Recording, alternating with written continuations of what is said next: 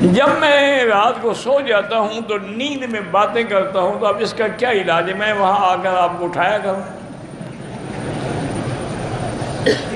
اس کا کیا علاج ہے؟ اللہ سے معافی مانگو، دعا کرو، فاتحہ پڑھو، آیت الکرسی پڑھ کے دم کیا کرو، یا بیوی سمجھدار ہو تو اس کو سمجھا دو گے جب تم باتیں شروع کر لیں تمہارا ناک پکڑ لے۔ نہیں، یہ علاج ہے، میں مذاق نہیں کر رہا۔ جس کو ہچکیاں آتی ہوں یا رات کو باتیں کرو اسے ناک پکڑ لو نا، جب مجبور ہو گئے سمجھ پھر باتیں چھوڑ، مجال ہے کہ پھر باتیں کریں۔ تجربہ کر دو رات اپنے خاوند کے ساتھ۔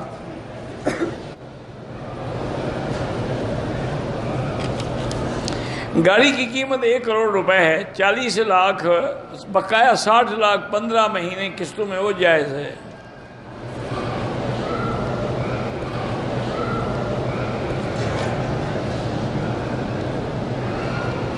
بہرحال جس آدمی کو معذوری ہے وہ ویل چیئر استعمال، تندرست استعمال نہ کرے، اور میں نہیں سمجھتا کہ کوئی تندرست استعمال کرتا ہو۔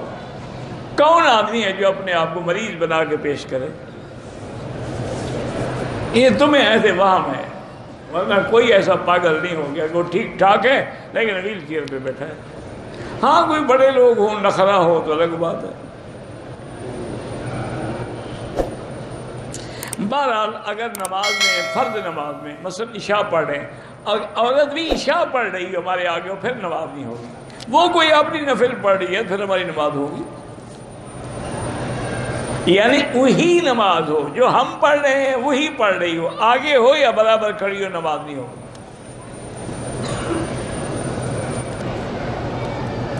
میرے بھائی کی شادی 20 سال ہو گئے، اولاد نہیں ہوئی، پہلے چیک تو کرو خاوند میں نقص ہے یا بیوی میں۔ جس میں نقص ہے اس کا علاج کراؤ، پھر دعا مانگو۔ اگر شوہر کا انتقال ہو جائے یا وہ طلاق دے دے، یہ عورت دوسرے مرد کے ساتھ نکاح کر لے، تو یہ عورت پہلے شوہر کے ساتھ جنت میں جائے گی یا دوسرے شوہر کے ساتھ؟ جس کے نکاح میں فوت ہوگی اس کی بیوی ہے، اب پہلے کی تو بیوی رہی نہیں، اس کے ساتھ جنت میں جائے۔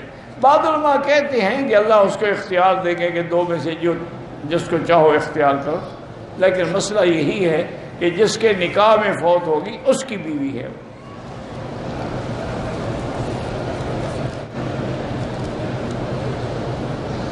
میں عمرے کے طواف کے بعد 2 رکعت پڑھ رہا تھا، ثنا میں غلطی ہو گئی، پھر ثنا چھوڑ دی، پوری نہیں پڑھی۔ بہرحال جو کچھ کیا اللہ قبول کرے، آئندہ احتیاط رکھو۔ بہرحال پیشاب کے قطروں کی تکلیف ہے، میں ٹیشو پیپر رکھتا ہوں، 1 گھنٹے کے بعد میرا بھائی جن کو قطروں کی تکلیف ہے ان کو ہر نماز کے لیے نیا وضو کرنا ہوگا، یعنی مانا مغرب کے لیے جو وضو کیا عشاء تک وہی وضو ہے، چاہے قطرے گریں پھر عشاء، لیکن نیچے کوئی انڈر ویئر یا کوئی ایسی چیز رکھے کہ وہ قطرے اللہ کے حرم میں یا مسجدوں میں نہ گریں۔ ماہواری والی عورت حرم میں نہیں آ سکتی، باہر سین میں بیٹھی رہے۔ دیکھیں نا میری بیٹی، مجھے بعض اوقات کہتے ہیں نا وکیل صاحب ناراض ہو جاتے ہیں، غصہ آ جاتا ہے۔ غصہ اس لیے آتا ہے جب تم اپنے ملک میں ہوتی ہو اور تمہیں حیض ہو تو مسجد میں جاتی ہو، جب وہاں نہیں جاتی ہو تو یہاں کی مسجد میں کیسے آ سکتی ہے؟ مسئلہ کو پوچھنے والا ہے، ناپاک ہے، ناپاک ہے۔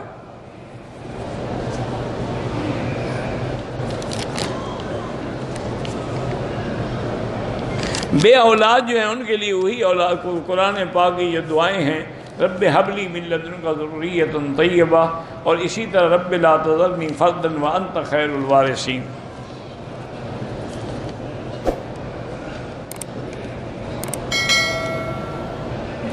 بہرحال حضور پاک نے جبل رحمت پر تو کھڑے ہو کے خطبہ نہیں دیا تھا، جبل رحمت کے دامن میں جو پہاڑ ہیں، کالے کالے پتھر پڑے ہیں، وہاں اونٹنی پہ بیٹھ کے خطبہ دیا تھا۔ آپ پہاڑ کے اوپر نہیں چڑھے، اوپر چڑھنا بدعت ہے۔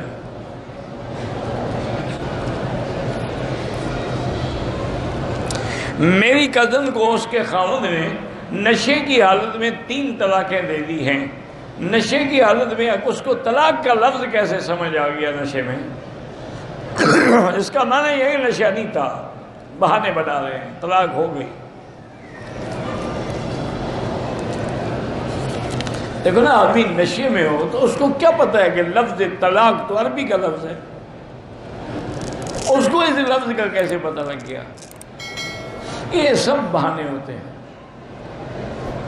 ایک آدمی نے طلاق دی، میرے خیال فوت ہو گئے، تو میں نے کہا یار تم، اس نے کہا جی مجھے مار رہے تھے اور زبردستی مجھ سے انہوں نے طلاق لکھوائی، تو میں اس لیے میں نے کہا کوئی دلیل ہے؟ تو انہوں نے کہا جی دلیل یہ ہے کہ جب انہوں نے مجھ سے لکھوایا تھا نا، تو نیچے جب میں نے اپنا نام لکھا نا، بقلم خود کے بجائے میں نے لکھا ہے وہاں بقلم خوف،